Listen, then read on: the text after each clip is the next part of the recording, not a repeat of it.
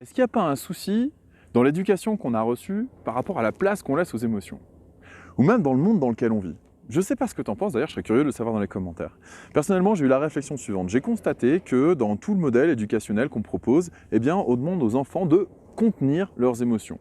C'est-à-dire on leur apprend finalement le déni, c'est-à-dire être adulte, ça veut dire gérer ses émotions, ne pas les étaler sur la place publique, en effet, et puis avoir un comportement d'adulte, eh bien, c'est un comportement finalement presque de mort-vivant, c'est-à-dire que ces émotions, on ne les exprime pas, on ne les montre pas, on n'en parle pas, on met une chape de béton et ça ne doit pas exister. En tout cas, moi, c'est l'éducation que j'ai reçue. Je ne sais pas si toi aussi, tu as reçu cette éducation-là. Alors, en plus de ça, en tant qu'hyperpotentiel, un peu perturbé quand j'étais gamin, parce que forcément, quand j'ai traversé des zones un petit peu traumatiques de mon enfance, forcément, ça a appelé un comportement perturbé. Donc, des problèmes de l'attention, des problèmes de concentration, des problèmes finalement que beaucoup d'hyperpotentiels et de zèbres connaissent. Je ne sais pas si ça te parle ou si ça te parle en fonction de tes enfants. Eh bien, en effet, ce genre de situation arrive. On a des émotions qui débordent et on n'arrive plus à les contenir. On part même parfois en mode réaction. Alors, le mode réaction, je t'en parlerai probablement dans une prochaine vidéo. Aujourd'hui, ce que je voudrais aborder, c'est surtout le mode éducationnel. Comment est-ce qu'on éduque nos enfants et quelle éducation nous on a reçue? Et surtout, si on ne se pose pas la question de savoir quelle place on a mis aux émotions dans notre éducation, quelle place il y a eu pour nos émotions, eh bien, ou même quelle place on a vu autour de soi dans notre modèle éducationnel, c'est-à-dire dans nos parents et dans nos enseignants et dans tous les adultes modèles qu'on a pu recevoir, eh bien, la question se pose de quelle est la place des émotions. À mon sens, on vit une atrophie émotionnelle. On vit dans un monde qu'on pourrait qualifier de handicap émotionnel international. Pourquoi est-ce que je te parle de ça? Eh bien parce que je pense qu'il est temps aujourd'hui, avec les outils qu'on a, de cesser ce drame permanent, c'est-à-dire ce drame intérieur, hein, cette façon qu'on a de nier le fait que les émotions sont là et existent. Et à force de les nier, eh bien, elles finissent par déborder. On finit par voir de plus en plus d'agressions, de burn-out, de comportements borderline. C'est quoi la réponse? La réponse qu'on a en face, c'est prendre des cachets pour calmer l'hyperactivité ou pour calmer l'angoisse. Mais jamais on va travailler l'émotion en elle-même. C'est-à-dire que les émotions, elles ne sont pas là par hasard. Moi, personnellement, dans mon enfance, eh bien, vu que j'étais un garçon, je ne devais pas pleurer. Hein, voilà. Et j'imagine qu'il y a beaucoup de filles qui ont entendu dans leur enfance « arrête de faire ta chieuse », etc. Bon, bref. Donc forcément, des émotions, qu'elles soient agréables ou désagréables, quand on les vit en tant qu'enfant et qu'on les exprime, qu'est-ce qu'on constate autour de soi? Que les adultes, en fait, nous demandent de les réprimer. Pourquoi? Parce qu'on leur a demandé la même chose. Et qu'eux ne savent pas quoi en faire. Est-ce qu'il ne serait pas temps d'arrêter ça? Parce que réprimer une émotion, finalement, c'est réprimer ce qui vit en soi. Est-ce que c'est forcément ça la solution? Est-ce que ça amène à l'épanouissement, sincèrement? Moi, je suis arrivé à la moitié de ma vie, je me suis rendu compte que ce n'était pas le cas. En effet, ce n'est pas une vraie solution de vouloir mettre une chape de béton sur ses émotions. Alors, oui, bien sûr, on flatte son ego, on montre qu'on contrôle la situation, on joue un personnage.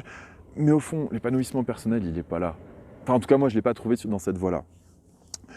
C'est pareil dans l'éducation que j'ai reçue à l'école ou même à l'université ou n'importe quel enseignement que j'ai reçu, eh bien mes émotions, fallait les taire. Au lieu de m'appuyer dessus et de m'en servir, eh bien on me demandait de les écraser, de les taire et de rester le cul assis sur une chaise à bien vouloir gober ce que le prof était en train de me balancer pour farcir mon mental qui lui était déjà surdéveloppé. C'était mon émotionnel qui avait besoin de se développer, je ne le savais pas à l'époque. Ça m'a joué des tours pendant des années dans ma vie. Aujourd'hui, j'en suis sorti parce que justement, je me suis intéressé à développer mon intelligence émotionnelle. Mais surtout, ce qu'il y a de plus intéressant, c'est qu'aujourd'hui, j'ai cassé la chaîne. C'est-à-dire que je propose à ma fille une éducation avec une place pour ses émotions. Alors, comment est-ce qu'on fait pour donner de la place aux émotions de son enfance, sachant que soi-même, on n'a pas eu cette éducation-là et on est un petit peu handicapé sur le plan émotionnel? Eh bien, je dirais que le premier stade, c'est de progresser soi dans son intelligence émotionnelle. Parce qu'on ne peut pas transmettre quelque chose qu'on n'a pas appris, qu'on ne maîtrise pas. Et si on maîtrise si chacun développe un petit peu son intelligence émotionnelle, eh bien, il va pouvoir transmettre ça à ses enfants et on va pouvoir casser cette chaîne de dire que les émotions, eh bien, il faut les étouffer. En effet, on n'a pas forcément besoin de les étaler sur la place publique. Mais on peut en faire quelque chose. J'ai envie de dire, il y a 3 stades pour les émotions. Le premier stade, c'est le déni, c'est-à-dire chape de béton, on ne fait comme si ça n'existait pas, et point barre. Deuxième stade, c'est la nommer. Et déjà, le nombre d'enfants qui ont eu la chance d'avoir des parents qui étaient capables de nommer les émotions que les enfants traversaient, genre « ah je vois que tu es en colère, ah je vois que tu es triste », rien que ça, mais alors il y en a très peu, hein, de toute façon c'est clair. Moi j'en ai pas connu dans ma génération en tout cas, et j'en ai vu très peu dans le peu de coaching que j'ai, tous les coachings que j'ai pu faire, ou les peu de gens que j'ai pu lire dans les commentaires, c'est rarement le cas. Hein. On a rarement des parents qui sont capables de les nommer. Mais ça s'arrête pas là, c'est-à-dire qu'une fois on est sorti du déni, une fois qu'on est capable de les nommer, et bien derrière, on peut en faire autre chose que ce qu'on en fait actuellement. C'est-à-dire qu'au lieu de se laisser déborder par ces émotions parce qu'on cherche à les contenir, à les étouffer, eh bien on peut non seulement les nommer, mais en plus les utiliser pour faire en sorte qu'elles soient au service de notre vie. voire même par moment, on peut les choisir parce qu'elles vont nous aider quand on va les choisir. Par exemple, avant de tourner cette vidéo, je me suis conditionné émotionnellement pour pouvoir vous transmettre ce message avec le plus d'engouement possible, avec le plus d'intensité, parce que vraiment, je crois en ce message et je crois surtout qu'il est temps de casser la chaîne pour nos enfants.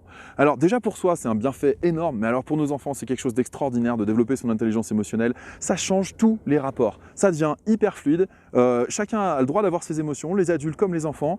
On peut en parler, c'est pas tabou et surtout, bien, on sait quoi en faire derrière et chacun en prend la responsabilité. Si jamais ça t'intéresse de développer ça, ben, je t'invite à cliquer sur le lien qui est à côté et éventuellement à partager cette vidéo si tu connais des parents qui galèrent avec les émotions de leurs enfants, ça pourrait vraiment leur rendre un grand service. Sur ce, je te laisse en compagnie de cette vue sur le Mont Blanc que je trouve magnifique et je te souhaite une très bonne fin de journée. Je te dis à bientôt pour une prochaine vidéo. Merci, ciao!